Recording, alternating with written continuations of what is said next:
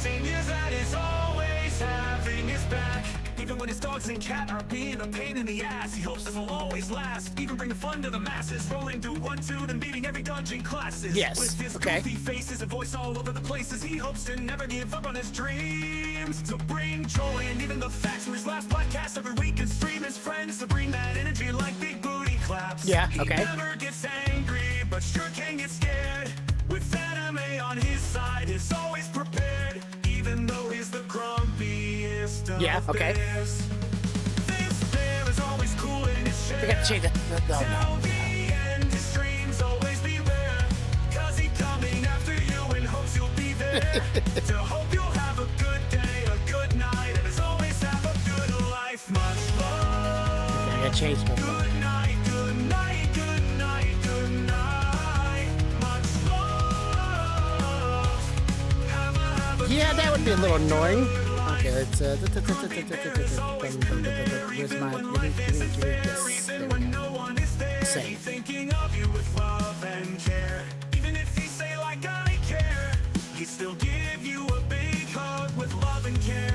With his kind words. Alrighty then. Let's does this have the No, it does not. Okay. So if you speak while we're talking, I was here. Now I'm not. You're not hearing her now? Try now. That's weird. I haven't changed where she's at all. Hang on. Try now.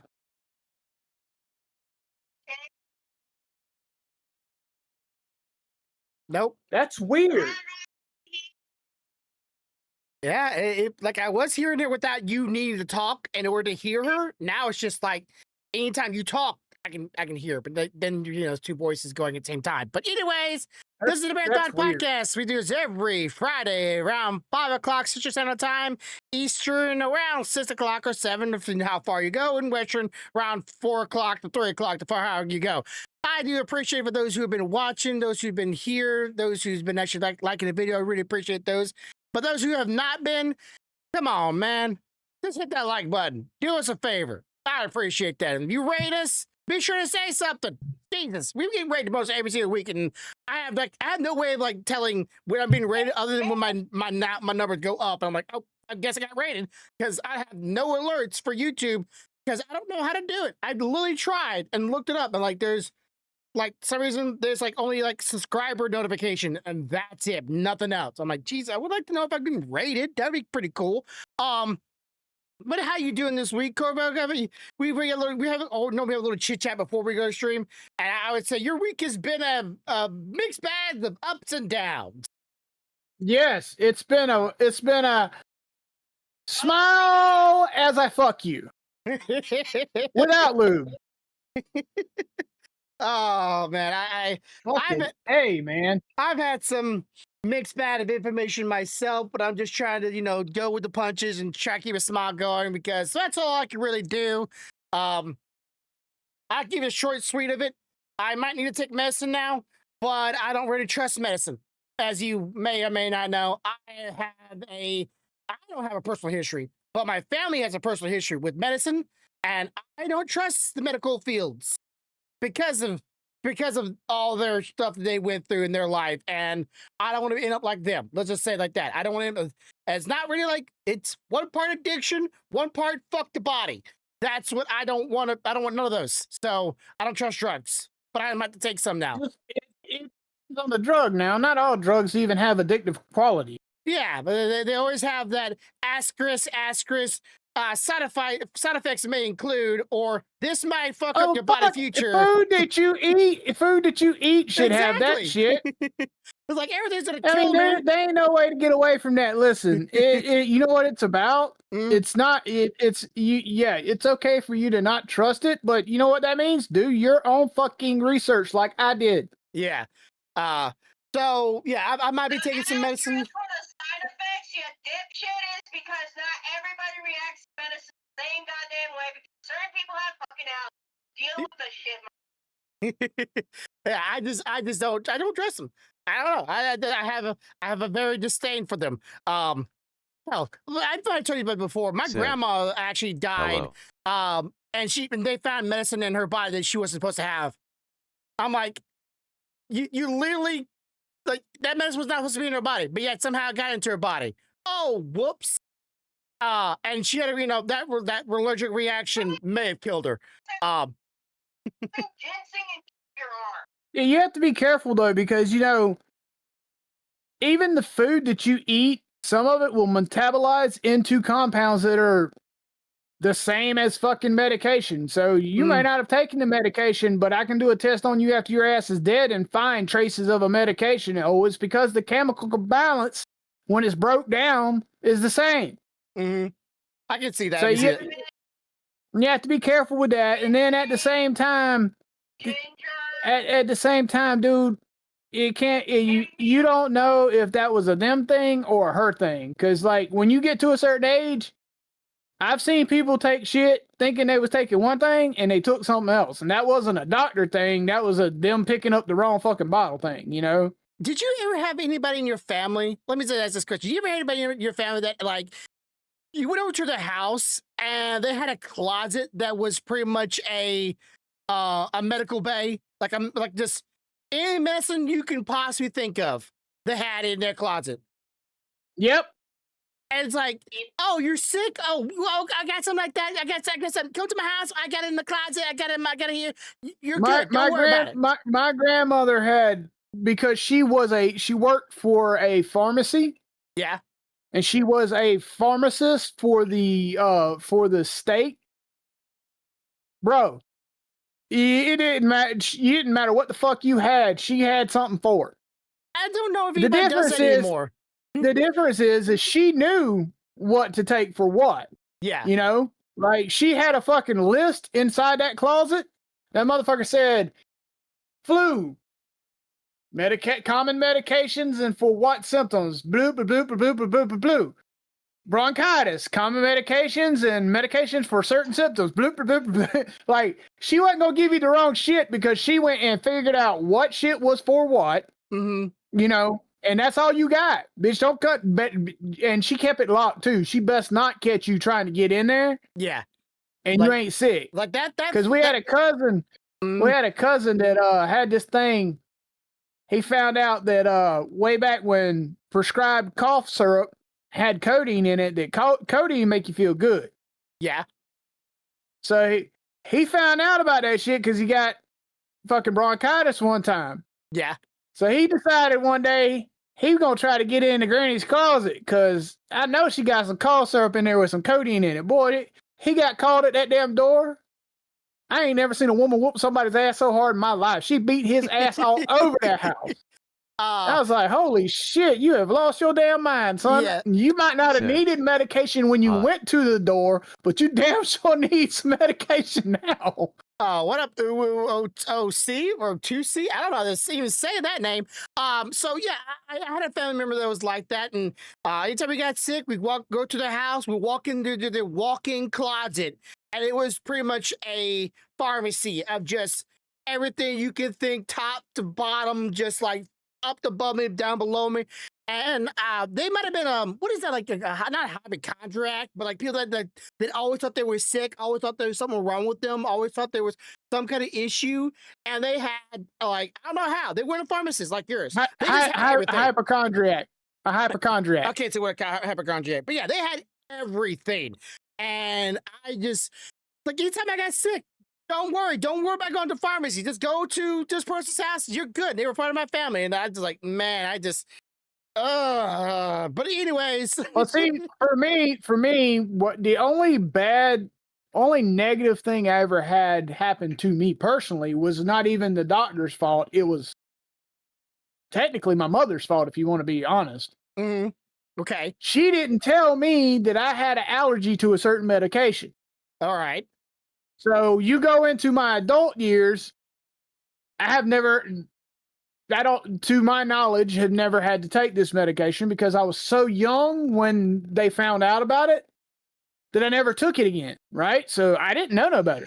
Yeah. I go to the doctor. I'm sick. They prescribed me the medication. I take the fucking medication. Bro, I broke out in hives from bottom of my feet to the top of my fucking head and thought I Woo-hoo. was dying. I would imagine so. Dying. Yeah. I And mean, like, I couldn't move. Everything hurt. I was sore to the touch. Come to find out, it was the medication. Now that shit's in my chart. Bro, when I found out, because I went to my mom's house after I got better and told her what happened, she said, "Oh yeah, you allergic to that." I'm like, "You fucking are No you shit. serious? No shit. You don't fucking reckon." It'd have been nice to know that shit, you know? Yeah, knock on wood. But I've been fortunate not to be allergic to any medicines that I've ever took before. But I just Theraflu, not Theraflu, but Tamiflu, which is a prescribed medicine that's kind of like Theraflu that's over the counter. yeah. Apparently, I cannot take that shit. It will fucking kill me. Okay. So don't take that. But other than that, I've never been allergic to a medication. I did have an incident where I had to have a conversation with one of my mother's doctors because that motherfucker had her taking enough medicine that the count of bottles filled a gallon Ziploc bag. How? And I just looked this up, and this is something that I've always had. This is one of my pet peeves, and I was just we get past this conversation, but like the reason why I don't trust medicine because a lot of medicines are just like it'll help you, cope with the problem. They help you, put a band-aid over the problem, help you forget about the problem. Sometimes the last time a cure was made was 1980. A cure for something. Yeah, it's not a cure. It treats a symptom. It helps with like reducing your fever. It helps with breaking up the congestion. Tamiflu sucks I'm just anyway. saying. Yeah, I know. Trust me. Tamiflu is it'll kill me. It will kill me. I think that, companies or medical companies nowadays are in the business of being a business and not being a business on finding cures for things. Actually fixing the actual problem. No, I take that back. Russia, it was Germany. Germany actually found a cure for type 1 diabetes. But it won't be in America. One of the things is like finding an actual cure for something is not something that can be done overnight any fucking way. Yeah. So I don't know if it's that they're in the business to be a business or they just haven't been able to find cures. All they've been able to find is shit to help with the symptoms so far. I don't know. Yeah. If you don't count Germany, it's been over 40 years since an actual cure was actually made for an actual disease. I think somebody needs to come out with a cure for some things. Diabetes, I don't know if that's on the top of my list, but hey, type 1 diabetes, you're good. You just got to go to Germany. You got to go across the sea to go fix your type 1. Which I don't know, and then ever come to America or there's something in it that they go, hey, we don't allow that in the States, but we're not getting political. All right, so a lot of things has happened this week, and I wish they were good news. Man, I'm getting so tired of the internet just because the fact that I just can't go online and look and find something cool other than artwork. And even if I find artwork, I gotta go and question like, ooh, that's cool looking. Is that AI? Is that been artificially made? Or I want to see someone doing something cool and it's some jackass doing something like, oh, that's kind of cool, but he almost got himself killed for entertainment. That's not very smart. Like, I just want something positive. You know what I'm saying? And as you know, I was fixing my Nintendo Switch OLED, right? And are you still interested in getting Nintendo Switch 2? My purchase of a Nintendo Switch 2 is going to be solely dictated on whether they make the remake that I'm assuming they're making. Okay. Which, by the way, if they do not, I probably will not. But if they do, you can bet it, motherfucker will be here. Yeah. That leak. Nintendo was trying to, or they were trying to play 5-head with it and try to play like they were doing 5D chess, and they were saying they were releasing leaks to their people to release those leaks and then catch those people that were doing leaks. Like, oh, we're telling you about these things that are going to happen. So when you go out and tell people, we'll know it's you so we can fire you. Right? They were trying to say that. But so far, everything that the person has leaked has come true. So it's like, you're not really, making me believe you here, Nintendo, that you were playing 5D chess and making. Listen. I got into a debate about this shit on Stealthy Stream the other night with somebody. Because this person says that Nintendo does not do intentional leak. I believe. Hey, I've heard companies say that's a good marketing strategy. I look at it. I personally think that they do. Yeah. This person does not. And that is fine. And as I told them, we will agree to disagree. It was not a heated debate or nothing. It was just I said this, they said that. He put a quote in, I put a quote in, and we agreed to disagree. But I don't think that there is a single game company or console manufacturer nowadays that does not do some small amount of intentional leaking.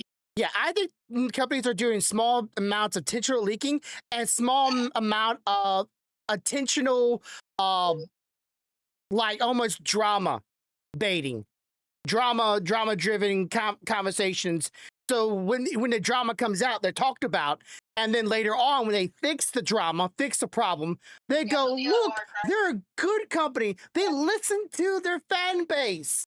In reality, they just did it on purpose to rile people up, get people talking about them, get the thought in the mind. Hey, we're at a raid, and I don't know how to say what's up to everybody. What's up? And the way this come about was we were literally talking about the leak online about them doing a Ocarina of Time remake for Switch 2. Yeah. And the person made the comment that they won't believe it until they hear it from the horse's mouth. And I said, well, I am of the mind that the horse, Nintendo in this case, intentionally leaked this to get some interest into it because they want that fan base to be ready and on go to buy the shit when it hits the market.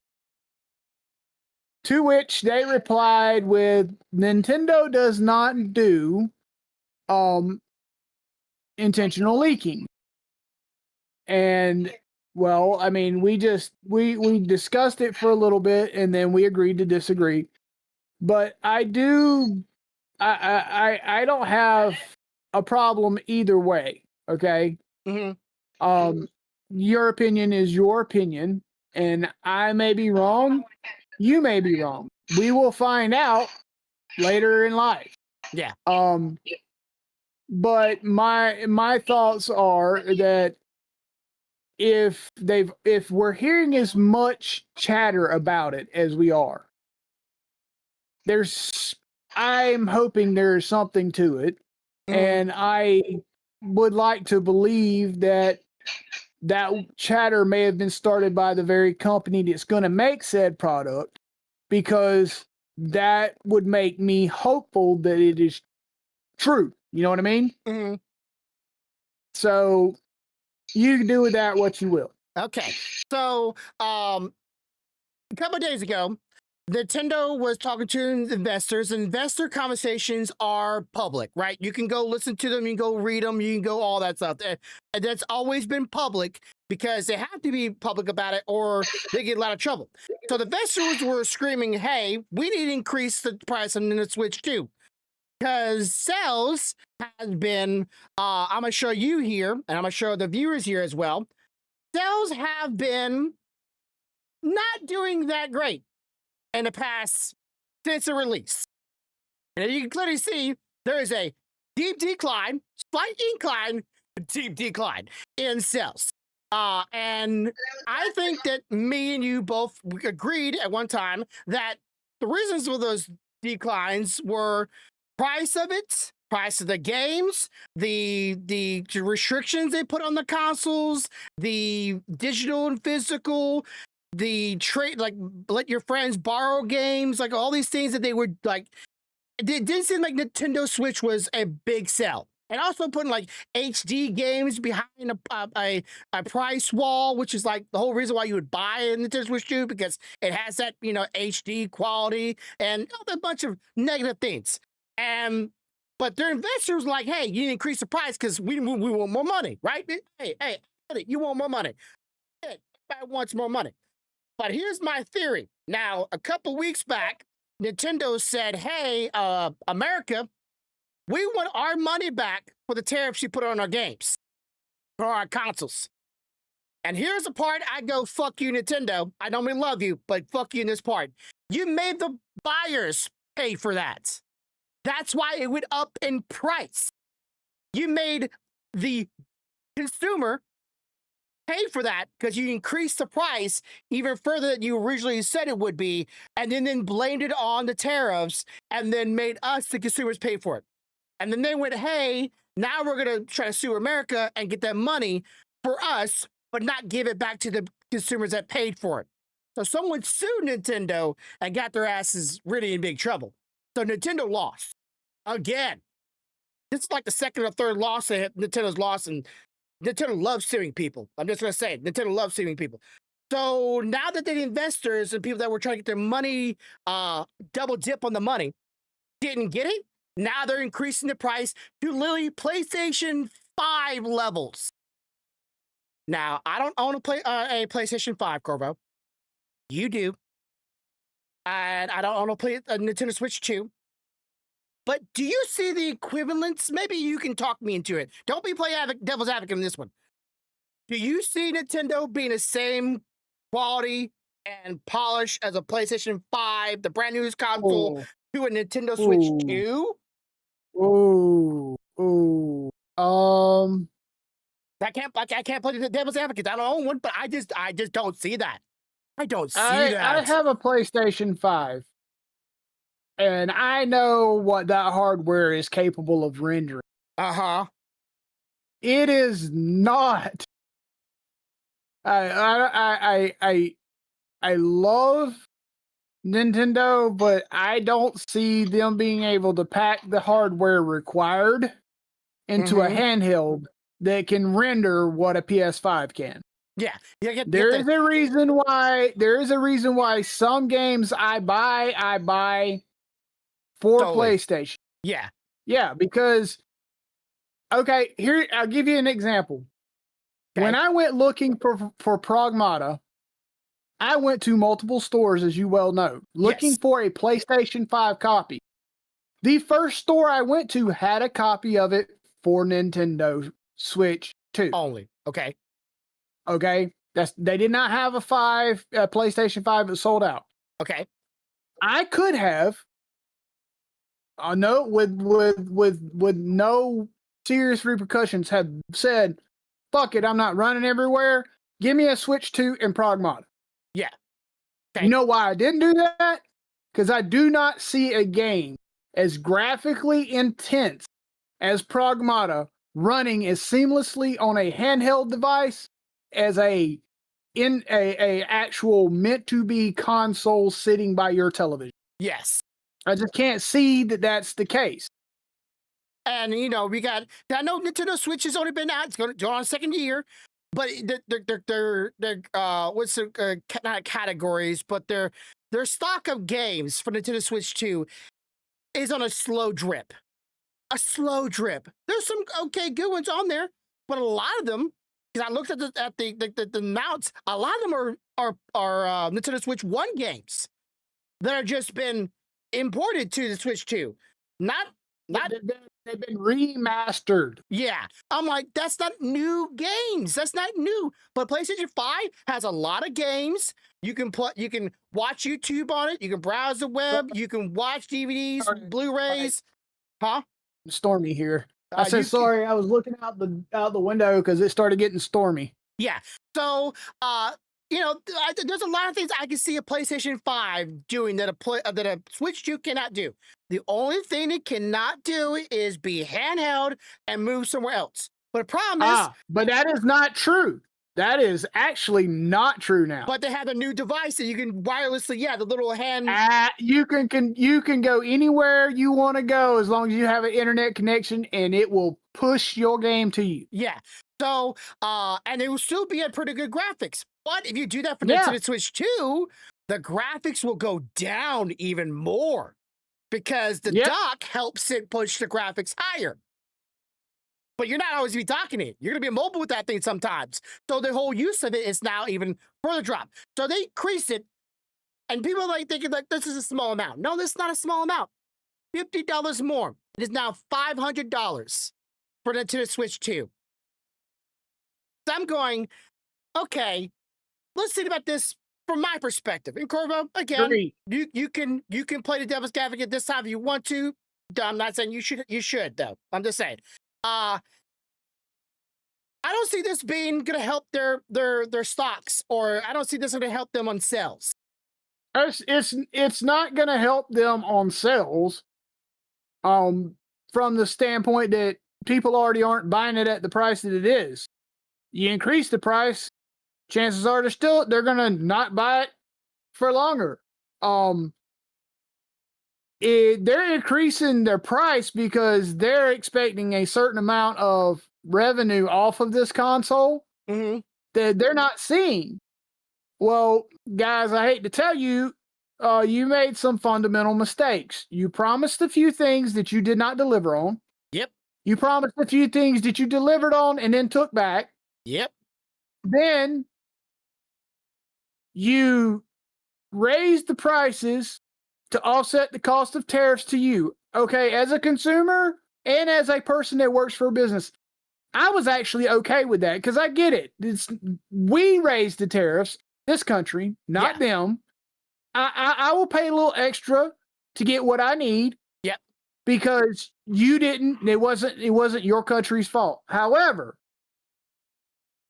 I do have a problem with me paying that extra money to cover them tariffs, and then you turning around and trying to sue said country to get the same amount of money you already got out of them, basically saying I'm going to double my money here on this, and turning the tariff problem into a tariff boon for you. Basically. And if anybody's that smart I enough, have a fucking problem with. Yeah, and anybody smart enough should know if that stuff would have happened, it wouldn't have been America that was paying for it. It would have been the taxpayers. Just saying. It would have been us again. It would have been double dipping on the double dip.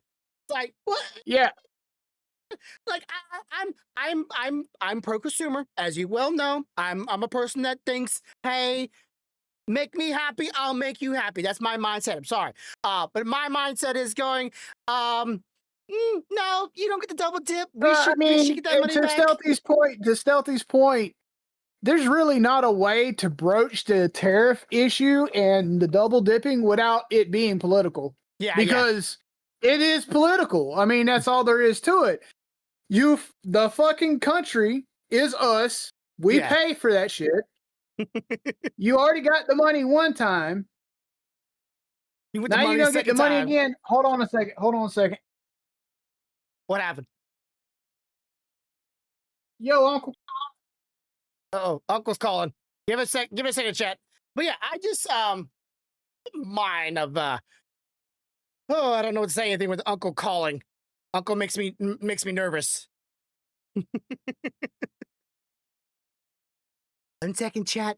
Don't worry, we're still here. I'm just saying, if I was a person that was trying to buy a Nintendo Switch right now, I wouldn't do it at all. It's not worth it. They need to bring the price down. And when they do bring the price down, they'll be like, oh, look, we're so kind, we're so sweet because we brought the price down. But in reality, we're still a piece of shit because we should be bringing the price down way down to reasonable amounts of price. I'm talking around $300, maybe even $280, $290, maybe. It's not worth $500. There's just no freaking way. The Nintendo Switch 1 was in close to that price.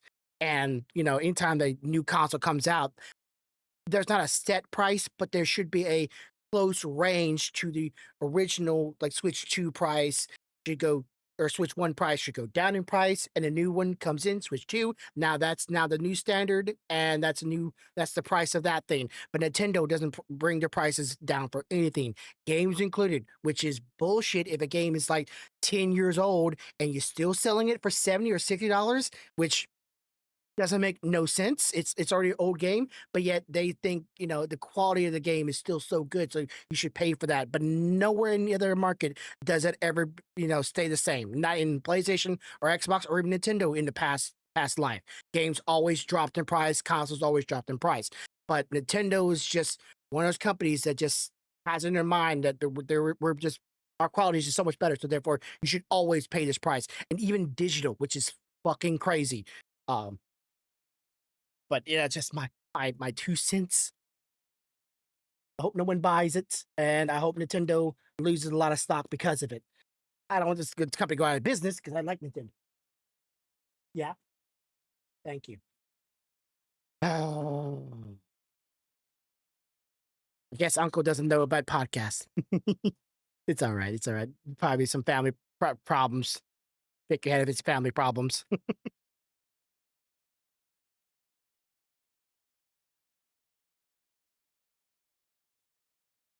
But here, while he's talking about that, I'm gonna talk about something else that's going on with Nintendo Switch.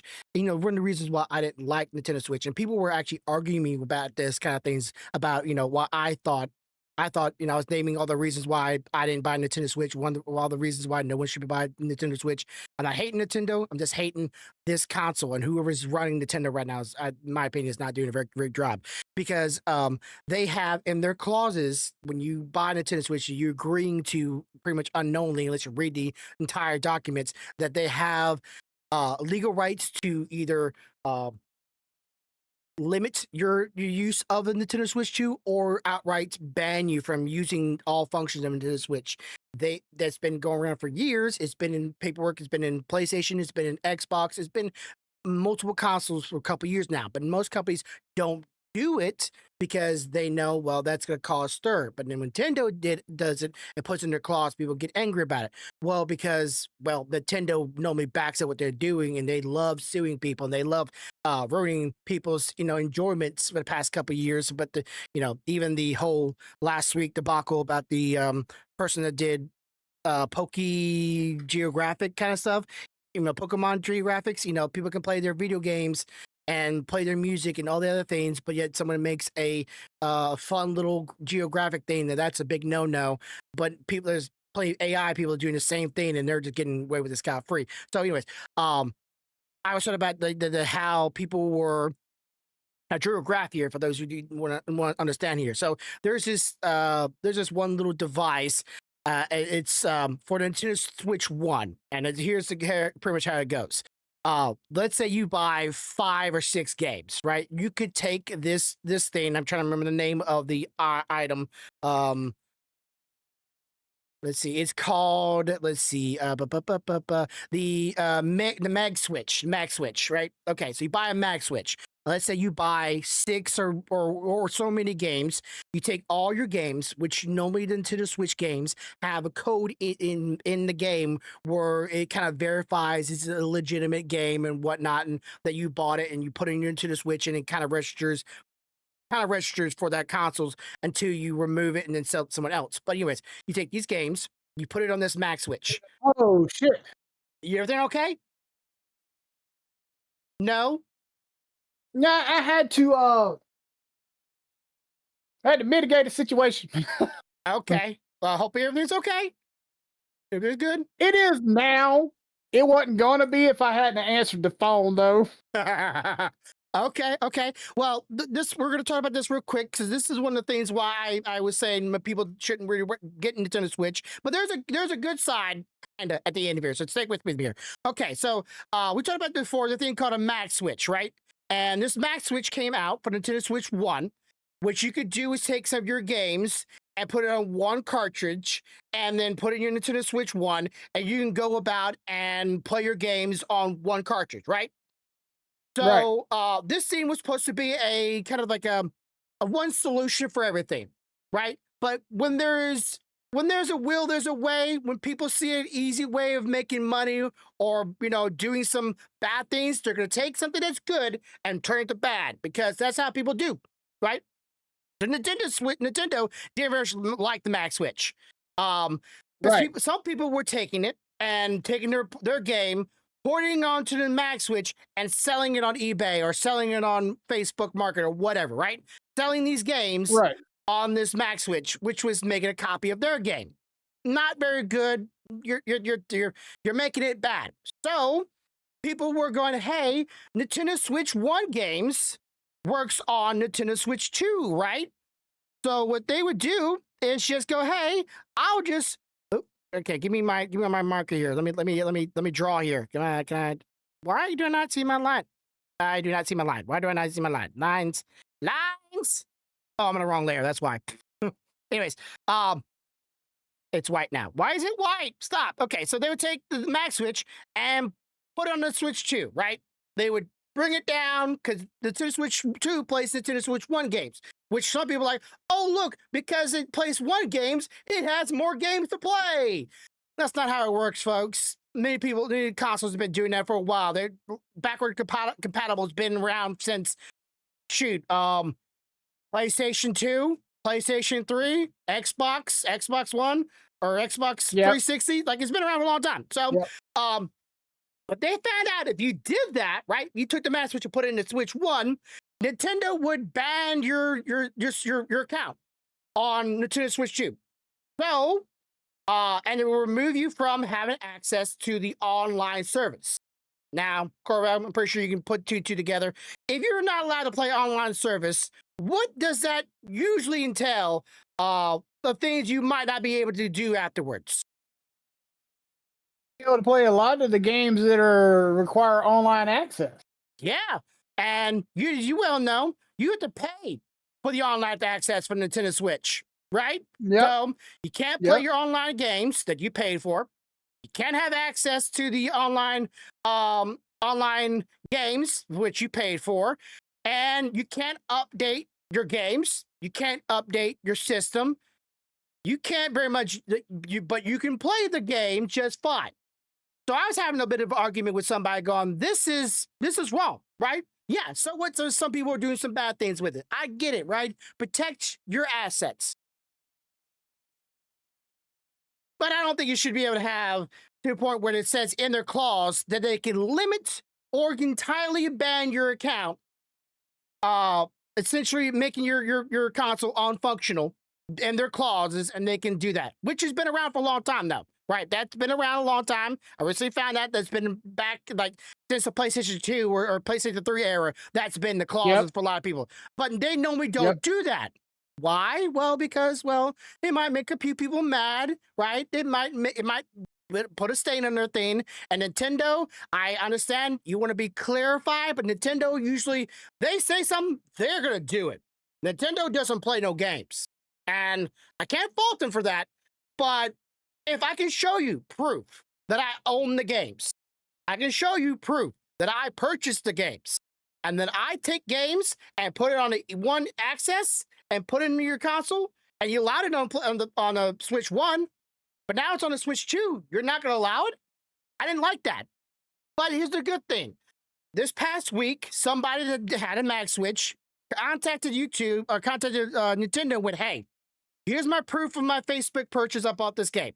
Here's my proof of Best Buy. Here's my proof of GameStop. Here's my proof that I actually own these games. They're mine. They are now starting to remove bans from players that have done that. Right? But it's kind of like, but is it already kind of like already too late kind of situation? Like it's already stained, blood's already been in the water, blood's already been shed, and people are going, well, now I'm allowing it. I don't know. It kind of depends on how you look at it. Because, like, to me, it's proof of growth from the company, which gives me a little hope, Yeah. So, I don't know.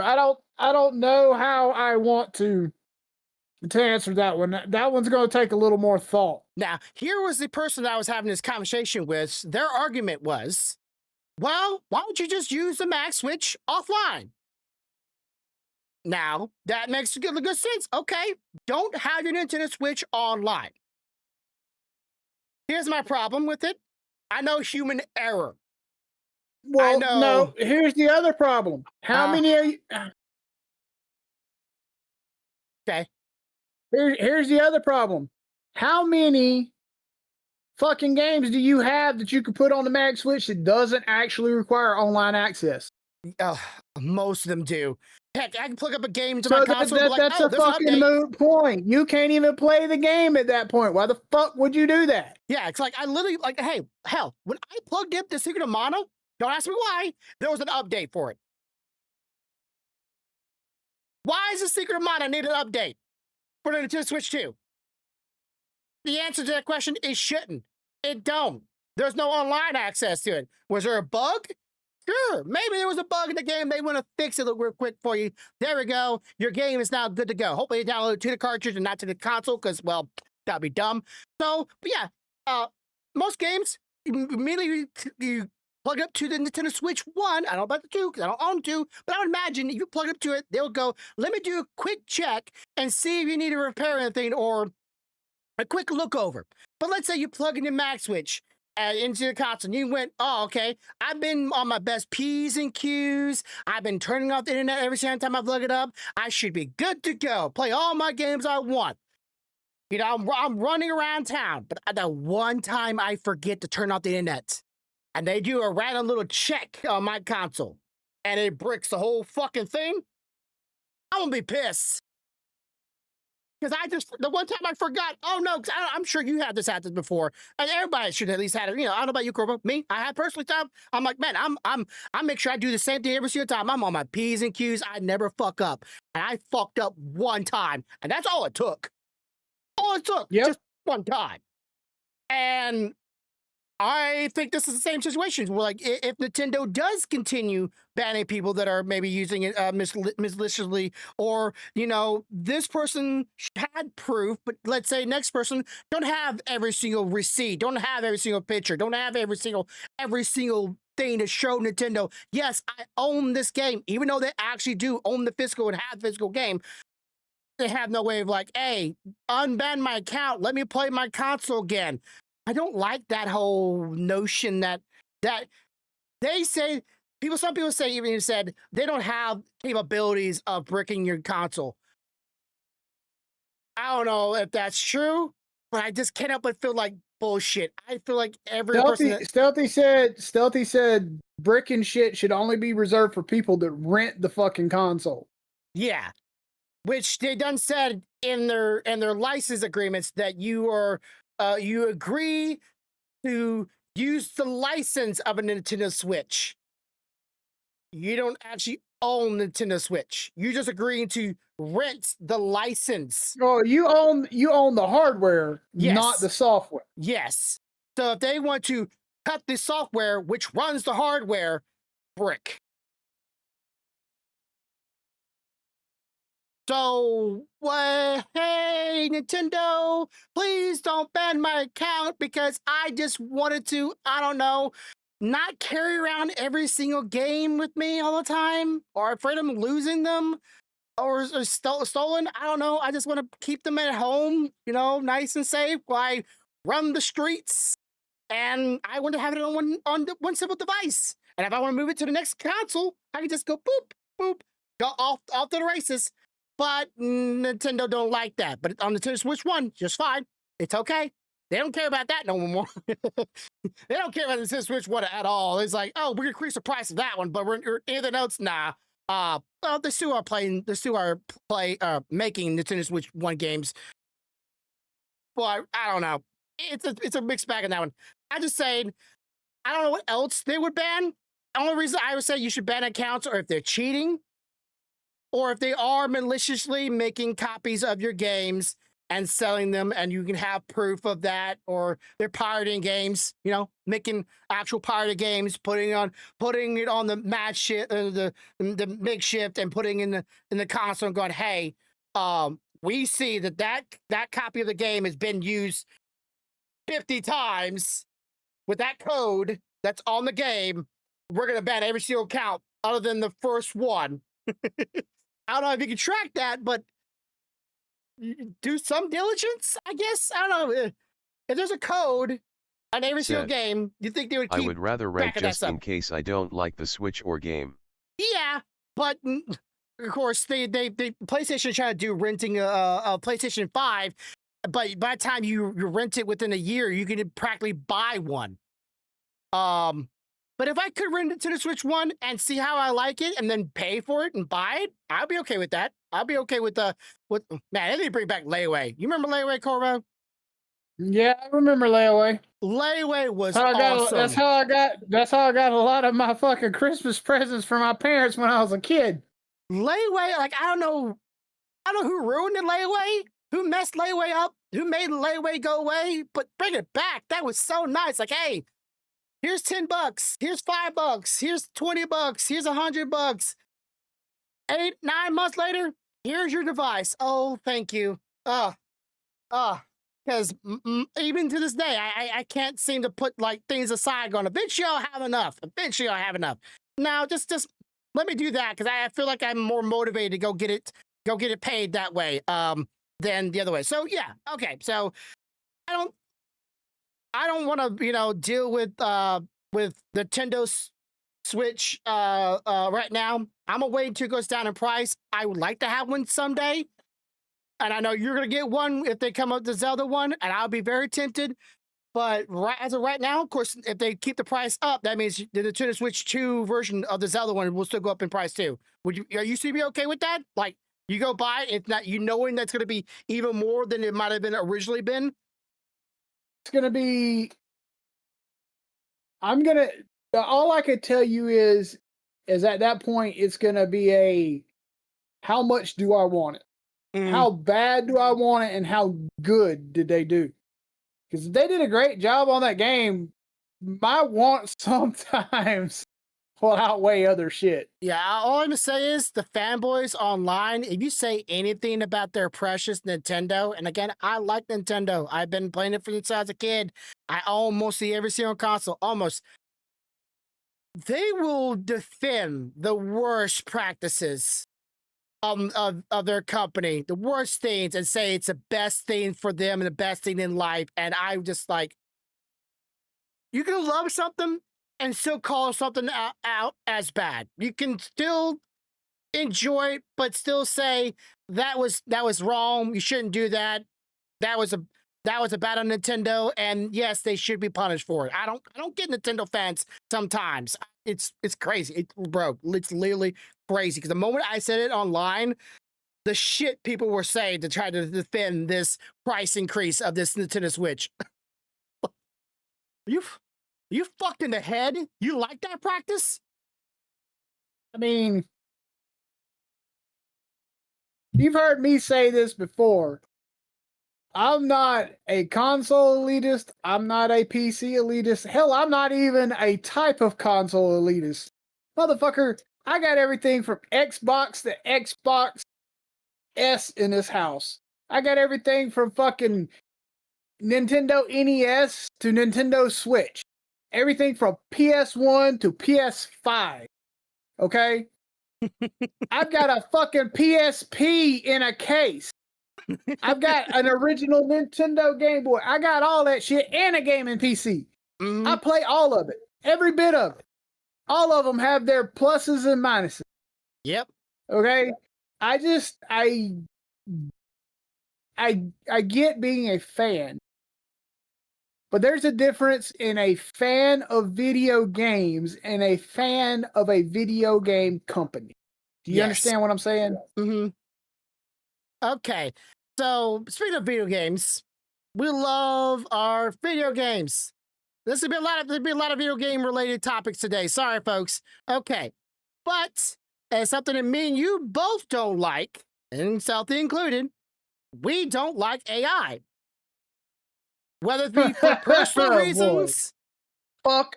Ooh. Yeah. That's a hot topic this week. Whether that be a personal reasons or financial reasons, we don't like AI, right? But AI is kind of like the genie in the bottle. It's fucking hard to put it back in the bottle. And even though people are fighting it tooth and nail, it's still coming. And as you well know, Corvo, it's hard to make people stop with the AI, right? All right. So games like Resident Evil had AI in it. Persona, the game you just played, or game you were playing, has some AI in it, some artwork. There's a lot of games that are using bits and pieces of AI in their games and making some artwork that maybe be, let's say, like stone on the ground, right? Do you want to make an artist draw every single pebble and be repetitive, drawing it over and over and over and over? Or would you like a program that would draw a bunch of them for you and just get that done? Here's the problem, though. So you can have a program that'll do that without AI. Yeah. So, and my example was, and I thought I had it on the on this photo thing, on my not photo, on the clip studio, but let's see, does this have like here? Okay, it doesn't. So I used to have this thing like chains on my well, right here, I do have it. Okay, give me a second. Okay, so let me get the other one up here. So I have this thing. Let me go back here. It's a chain, right? Would you consider this AI? Did you all those for me? Sorry. Those are all chains. They're all linked. They're all together. And they're all like, if I move, curve, change, twist, that is all connected to one loop. Is that AI?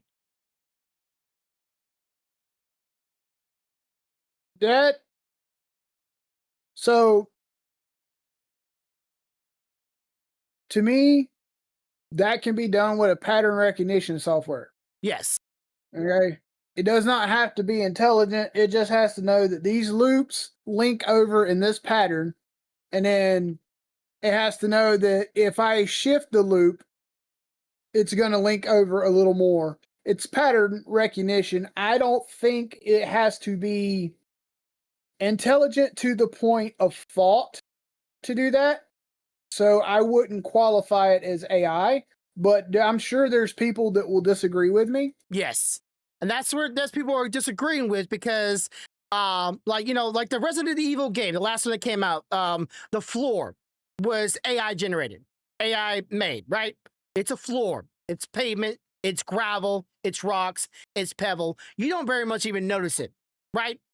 And as I said, AI should not be a finished product. AI can be a tool, but not the finished product. It can be maybe a part of it in some small way, but not be the main cell. I don't like AI, but if you're going to use it, don't make it the final product, because, well, that's pretty much theft, right? It is a lot of ways theft. You're stealing from somebody to train your thing to make that thing. But if you're saying someone stole your gravel, your rocks, well, okay, that one might be a little gray area. So this past week, a game called NETE, N-T-E, this is an acronym. The acronym actually stands for Neverness to Everness. That's the acronym for the actual thing for the game. So a streamer, as you may have heard this name before, IMS, played this game, was sponsored by them, and were told through her people that contacted them or were in contact with them, there is no AI in this game. None. Guess what's in the game? AI, yep. And it was posters, billboards, things that you kind of don't really look at, right? You don't really pay attention. Like, yeah, you might see them, but like you don't really like go up to them and like make that their main focus of the game and look at them carefully and try to look for imperfections, right? But some posters, some billboards and sales of things in the game that were trying to make the world look like, you know, is like, you know, a normal day life. A lot of them were AI generated. And because of that, she got out of the sponsorship with them and apologized because she's already done the sponsorship and found out later on, oh, those were AI. Oh, now I'm gonna speak out about it because I'm against AI because, well, I'm a VTuber. I pay for artwork because my character is a VTuber. It was done by hand, right? So in my mind, it's like video games are getting to a point where you can't even tell there's AI in it. So how are we gonna stop this kind of thing or should people just be using it as like a tool? Like, is it okay to use it as a tool and maybe do some of the redundant things that help to speed the process of the game up? Or should we make the artists do all these small, really insignificant things, like I said, pebbles, concrete, a light pole, I don't know. You say insignificant, and you say that it's not something you focus on, but let me put it to you like this. When I play BioShock, Yeah. Okay. all the shit that is in that visual field creates an atmosphere. Yeah. Okay. I have walked over and looked at shit in the atmosphere, because of the way I felt where I was at. Yeah. To get a better look at it. So I wouldn't say it's not something you don't do. I would say not every player does it, but I know a lot of players, including Stealthy, will walk over and look at a poster because she wants to see what the fuck the poster says. Okay. Yeah. Yeah, but I mean, so some of the stuff that you think is irrelevant is just atmosphere. I have found clues to puzzles I couldn't figure out in shit that didn't even look like it was supposed to be important. Yeah. Okay. So I can't personally rightfully say that that's irrelevant or not important, because to me, it still is. Yeah. Okay. So when you were playing Pragmata, and I'm not trying to default you here, did you know that there was AI art in it and AI things made in it? Okay. You knew about it? Yeah. Was it so noticeable that it took away your fun, your fun of the game? No. And I want to say, like, again, I'm not trying to be like one of those people with hot buttons here. Like, I want to say I don't like AI. I made that perfectly clear. I don't like AI. But at one point, can I actually say I don't like AI, but then play something like that or look at something like that and go, damn, that looks good. Damn, that looks cool. Damn, that looks nice. Well, and go, okay, so here's the thing. You can not like something and still appreciate it. Okay? Here, let me give you an example. So you walk into a art museum, right? Yeah. You look at a piece of art that somebody painted hanging on the wall. You might not like the fucking subject, but you can appreciate the skill that went into it. You understand what I'm saying? Yeah. A lot of people say there's no skill in AI because you're just putting a bunch of props and then and I understand that, but that's not what I mean. What I mean is it's the thought process. Okay. You cannot like something but still appreciate what it is. You understand? Like, I don't like Starry Night, but I appreciate what it is. Yeah. It's a piece of culture that somebody did that many other people do enjoy. So I'm not going to sit here and say I don't like AI, but I do appreciate some of the things it has done. Yeah. You understand what I'm saying? Yeah. And for me, art is, I've been drawing since I was a kid. I've been drawing literally since kindergarten. I've been drawing pictures. And for me, my artwork was always my own motivator to get better and improve over the years and draw more. And digital was a great thing when it came out because, paper and pen and paint was very expensive. So, and when I see artwork, it's not just the fact that it looks nice. It's the idea of, like, man, you drew that. That is awesome. You made that, came from your mind. You did that. That connection, that bond, that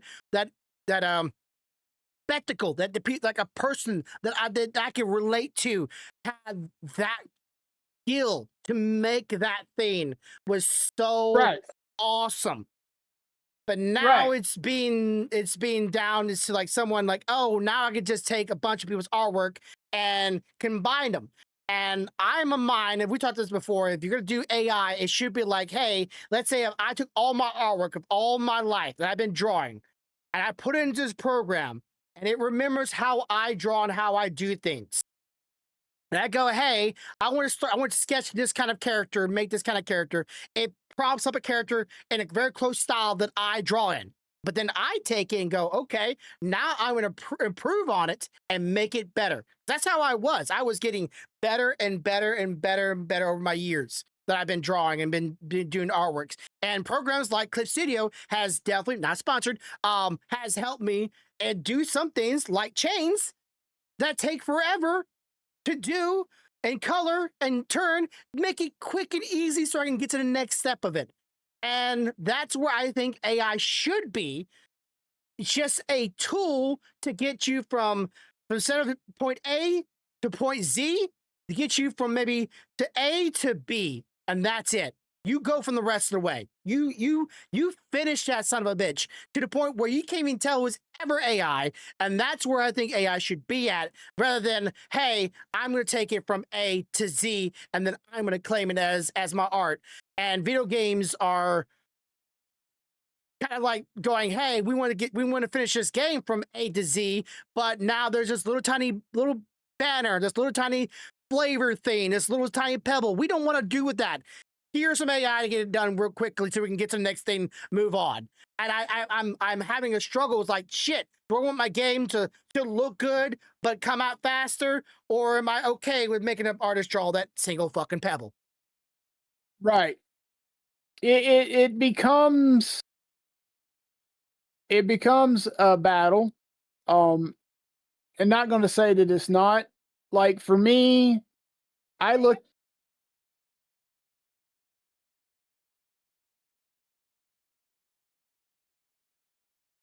Give us a second, chat. Stephanie's giving her thought. She's saying that you can. She said you can do some of those things without having to have AI do it, because you can create brushes that'll create that pattern for you, regardless. Yeah. So well, their excuse was it will look for repetitive, because I've played games and looked at something and gone, damn, I've seen the same tree, like for example, same tree, same set look, same model, same shape, everything, and they just went copy paste, copy paste, copy paste, copy paste, copy paste. Like, holy shit, can you not draw a different tree, even maybe slightly different? And they're like, no, with AI you can make a bunch of different looking ones and make it quicker. I'm like, I just don't want you to. I don't want you to. it's a morality thing at this point. But like, I feel like I'm losing the morality. I'm losing that fight, like that excuse. okay. So at the end of the day, What you say? AI itself is not really the problem. It's how we are using AI. Okay. Okay. So we are using AI in ways that it takes from people. Yeah. If you're not using AI in a way that it's taken from, if, for example, there's a company that developed an AI on top of an LLM. Basically, what that is an AI that cannot get to the outside world no matter what the fuck it does. It is stuck inside that network. Okay. That means it only gets the information fed to it from that network. Okay. Okay. So they can't go out there and steal Grumpy Bear's picture of Grumpette. It can't get there to do it. All right. So for it to do that, I would have to give it that information. It would have to learn it from me. Yeah. You understand? Yeah. So they built this on top of an LLM for the sole purpose of being able to say, okay, I've got my technician. They run into these problems all the time throughout the year. let them load that information in here. It can't go outside the company, so somebody can't steal it. It's not managed by a third-party company, so we're good. That way, 6 months down the road, when that problem pops up again, if the original tech that found the answer to the first one's not available, one of our other techs can go to our personalized AI that's on our LLM and go, hey, having this problem, click, and it can go, oh, well, such and such had this problem. Here is what he did. Boop, boop, boop, boop, boop. Okay. Okay? That is using AI as a tool. Do you understand? Said. Yeah. Between you Because guys, it should I can't get go pizza out or and take burgers that from tonight? somewhere else. It had Pizza. to learn that from the actual group that's using it, you know? Mm-hmm. And that's it. That is fine to me. What I have a problem with is when you go and say, open AI out there in the world, they can get to everything, Yeah. and then you start teaching it shit that you have. Mm-hmm. Because now everybody in the world can get to that information because AI is not smart enough to go, I learned that piece of information from this person or this group. I can't give it to everybody else because they have access to me. Okay? So it's like saying if you flip it around and you don't put that AI on top of an LLM and it's wide open for the world, and I do that exact same thing, now everybody that can hit this AI can get that same information. Well, if that information was proprietary information, it is no longer proprietary because anybody can fucking get it. Yeah. That's not using AI as a tool. That's just fucking using AI as another thought process out in the world. Yeah. And that's stupid. It's like saying, oh, I'm using AI as a storage media. Why would you just use a regular storage media with the secure access to it? Not just say, oh, here's AI that you can access information from. I'll put it like this. The whole reason why I know about this company and what they did is because of that dumbass that me and Stealthy discussed with you and his let the third party in the world. I went and found that there is an option that can sit on top of an LLM that cannot get out anywhere else that could do this without fucking us over. That was the whole point. I'm like, bro, it's not that you can't have AI do what you wanted to do. It's that you're not doing it the right way. You're not using it as a tool. You're using it as another person. Yeah. And people, if you know anything, if humans are faulty and we're making the AI, guess what also will be faulty? Just, you know, if we're bound to fuck up, guess what's gonna fuck up too? The thing that we made. And I'm gonna tell you, there's been some sort of intelligent software when it comes to gaming and shit like that for a lot longer than we've been hearing about AI. Yeah. That shit didn't just crop up overnight. Yeah, like of course, I don't get this part. A lot of game developers are using it, and it's actually been like, for the past like 2 or 3 years, and they had not disclosed they've been using it in their games, and some of them were bangers. And I'm like, what? I want like, hey, that's bad. You're using it. No. But shit, you made a good game. Shit, it's like fuck. I can't. But yeah, it's just one of those things that I dangle. Last topic, and we'll call it for the night. But yeah, pizza, by the way. So Pizza, by the way. Someone asked me pizza or burgers. I'm like pizza. So okay. Let's just start this off by a quick one, and I'll get your thoughts on this one. We can move on to the same kind of topic. Twitch. This is all going to be about Twitch, so more about gaming. Woo! Twitch has now made it. You remember bits? You've gotten bits before, right? Right? Which is you pay Twitch money. You use that money, digital money, to then give to your streamer, right? Babe? Good?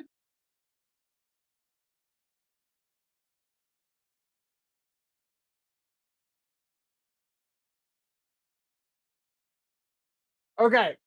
Sorry. She let out a little bit of a yelp, and it was kind of loud, and I was making sure she was good, but it was because it is fucking cold and wet, and she's delivering pizzas, and she was like, "Motherfucker!" Jesus Christ, woman, give us a heart attack. All right, so I know. I've already got a call from the uncle tonight. Let's go ahead and scare me with the wife too. Fuck. Okay, so people were getting smart in how they use their bits, and this is what they were kind of doing. Let's say you have like a movie night with your viewers, right? And viewers want to join your movie night, but you go, hey, if you want to join movie night, you have to donate some bits. Then you can join movie nights. You want to buy some of my merchandise, right? And you want to use your bits. You have some bits. Well, use your bits and I'll send you some merchandise, right? They were using the money they've already given to Twitch to then purchase or do things with their streamers. Well, Twitch didn't like that. So now they're banning people if they use their bits for any other access or any other purpose other than using it on Twitch. But Twitch has already gotten viewers' money. Uh-oh. Someone's in trouble.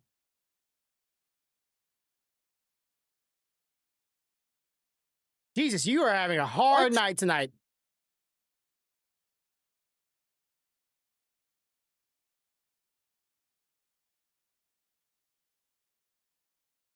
Twitch don't like it because gamers were double dipping is basically what was happening. Yeah, okay, so the process here is you take money, you give to Twitch. Twitch gives you bits. You give that money to the streamer, which then Twitch will give them a cut, not all of it, a cut of the bit money to said streamer. So Twitch already has the money. Twitch keeps the majority of the money, gives little money to the streamer.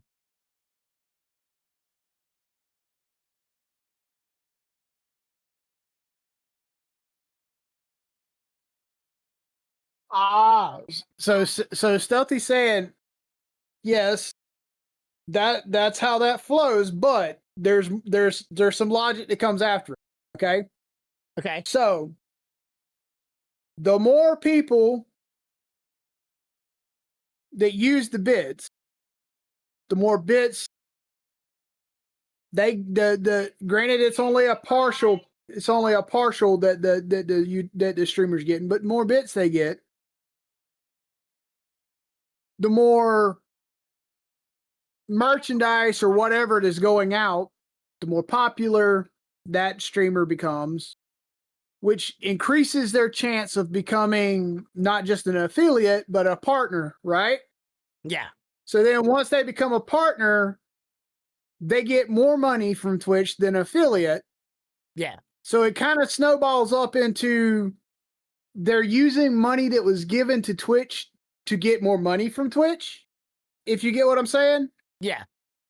But Twitch so it kind of Twitch is like, yeah, yeah, they do, but they don't get all of it. Yeah, they're a business, remember? And then when they get high, when you become a partner, they get less of that because you get more. Yeah. So what we're saying is in the end, you end up cutting into Twitch's profit doing it. Well, so that's why they did it. I'm not saying that it's morally right. You understand? I'm just explaining the reason why they done it. Yeah. So in my mind is like Twitch already got the money.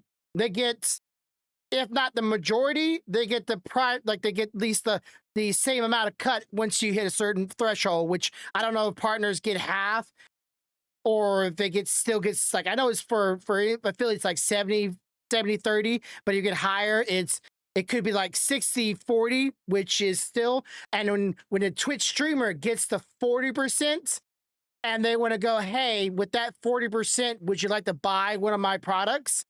And you're offering a service that's outside of Twitch's little concept. Which I would say, if you're doing that, it's like, hey, you want to buy some drugs, you want to buy some pornography. Okay, you got me on that one because like that is technically illegal, right? That's a service you're not supposed to be offering. But if I say, hey, you want to watch a TV show with me, or you want to watch a movie, or you want a sticker, I don't see that big of a harm to ban them. But like, yeah, now they're banning them. For doing that. Now, at one time, I don't know if you remember this, you used to be able to watch ads to earn bits. You remember that? That's been gone for a while now. But apparently some people still have bits from those times. I'm just going, how? I don't have no bits from that time. I spent every little penny I got on those things. Like, hey, I got like 5 bits. Here we go, bitch.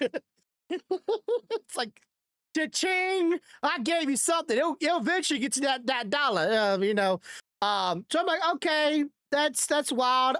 That's kind of smart, really, right? If I'm like, hey, if I thought about that, I probably would have done that, honestly. Because how many times I did movie nights? How many times I did anime nights? How many times I did little merches here and there? I could have been like, hey, give me some money. I'll take that money and I'll send you something. Done. That'd have been cool. But, you know, I don't know if people would have been on my side of things, have been motivated to do that. So, okay, Twitch, they allowed to do what they want to. They see it not, like you said, they see it as a cutting their money or profit or kind of people off of off-site services. And the thing is, it's hard to see it without thinking it all the way through. And the reason being is because what you see immediately is it seems completely harmless to Twitch because it's money you give to Twitch. They get a cut of it. You get your merchandise. Your streamer gets some support, right? Yeah. But the long game is that ultimately that could push that streamer into making more money, which is less money for Twitch, which affects them. You understand? Yeah. So it's like the immediate effect is not bad for them. But the long game effect could be. And Twitch has got somebody sitting up there going, I see where this fucking road's going. We ain't driving down that one. Yeah. So now, okay, quick question for you. And Stealthy says she's not going to say that it's not a great marketing strategy. You know, it is not. We're not saying it's not a great strategy. It's just. It's smart. But yeah, they might not see that. That's exactly why Twitch is like, wait, that's no. So okay, so here's the thing. Next topic, but again, this is supposed to be the last one. So I talked about embedding before, right? Yep. Okay. Apparently, people have gotten to the point where they can embed someone's Twitch channel on popular websites into a single pixel. Yeah. How does that work? How can you? Okay, so first off, the embedding, the amount of code embedded has nothing to do with the size of the representation on the screen. Okay. You get that shit out of your head because it's not a 1-for-1. All right. Okay. I can have a billion lines of code, but embed it to only display whatever it does in a single pixel. Because I define the range, the size that it's in. Yeah. You understand? So, like, for example, here a good example is for anybody that's ever used Streamlabs. When you use Streamlabs, you can embed the code for your chat in Twitch in your Streamlabs overlay. Okay? When you do that, your code for your fucking chat may be this fucking long. Okay? But after you do that and you link it, it asks you to define the size of the chat box. Yeah. Meaning it doesn't matter how much code it is, you can put it whatever fucking size you want it. Okay. Just some smart ass somewhere figured out the exact measurements of a pixel. Yeah. And said, that's what I want to do. That. Okay. So, and which would make people get more views, right? I told you about it before. This is the way people have been cheating the system. Because as long as that shit's playing, If it's down there, even if it's in a little bitty fucking pixel, as Yeah. long as it's playing it live, that's a view, baby. Yeah, and monitors are pretty pixel like. There's a lot of pixels on one monitor, a shit ton. And if it's a single pixel, you might even think it's a blip on the screen, or think it's like a pixels out on your screen. But reality, it's just an entire stream video playing. Yep. So okay, so and this came from the owner of Kick, which he's bashing Twitch because Twitch has now said yet again that they will start punishing those who use viewbots on their channel, right? Where the point they're not banning them. What they're going to do instead is cap their viewer amount. So if they bot, they can only go up to so much, and that's it. Just dead cut off. Instead of banning them, they'll just go, hey, you bought 10,000, you're gonna get 20 on your viewer account, right?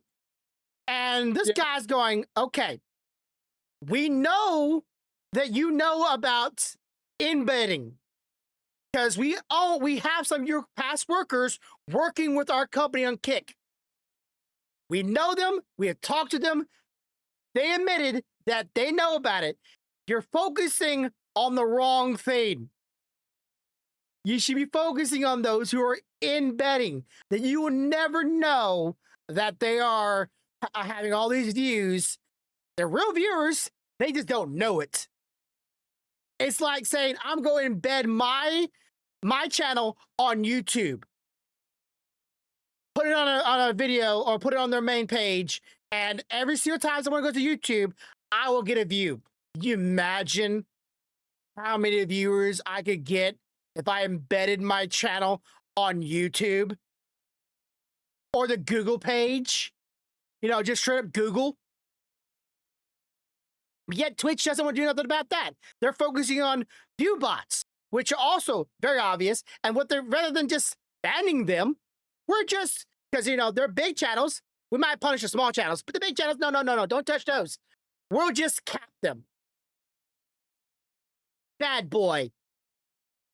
Yeah, capping them is cap. He said, this is a huge, large, Twitch is already capping viewer counts, and we got the idea from their staff years ago. They won't ban famous streamers. The same arguments apply. Someone else is botting me, and when then those streamers have access to better methods or real viewers, the stream together feature, which is on Twitch, allows you to safely have a buddy bots your stream up to for discover purposes. Meaning, if I have a friend that is botting, that friend is going to help me bot. If that friend has embedded streams, he's going to help me embed my stream with him because we're together. Kick is working on killing discover. Kick is working on killing discovery of streamers who bot viewers are upcoming algo. Pretty much they've been trying to do it for a while now, trying to get rid of Kick bots and so far on their channel. They have it too. They know they do. They don't like it, but Twitch knows it and they could do something, and they're not even trying. So I want to keep on streaming, but this isn't just another side of Jesus. You will never make it a big stream unless you go and try to be a Mr. Beast or something like that online, which is, I know you don't follow Twitch streamers, but there's people doing stuff online, practically almost getting themselves killed or annoying people just to get views.